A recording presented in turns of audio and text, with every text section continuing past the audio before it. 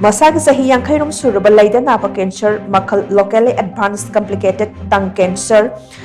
CARCINOMA of tongue na NABA NUPA amang ngarang nagaram da LEIBA Little Clinic da Mai Pakna operation Chathakhre HAIRI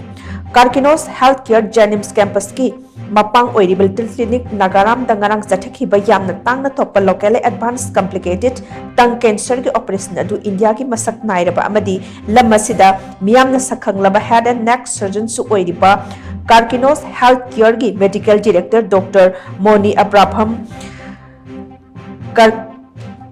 Curia Kosena Luchingba Carcinos Healthcare amasung Little Clinic anigi apunba Dr. Singh yauba apunba team amana pung taruk lomsang na operation na du Mai Pakna sa Chathakhre locally advanced complicated tongue cancer aduna laikhong yaw na laigi saruk jada humdra sokselam ki HAIRI layong asiga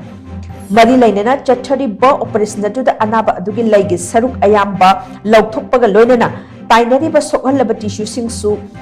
lauthokpa amasung ngaksamgi nakal animakta cancer na sokalaba tissue sing natraga makhatana sandoraktana ba tissue sing lauthokhi tissue lauthokraba haksang saruk sing adu anaba masagi thabaki saruktagi masal lauthoklaga mensinki operation adu Mai Pakna loisinduna anaba masa housing hospital asida observation de thamni HAIRI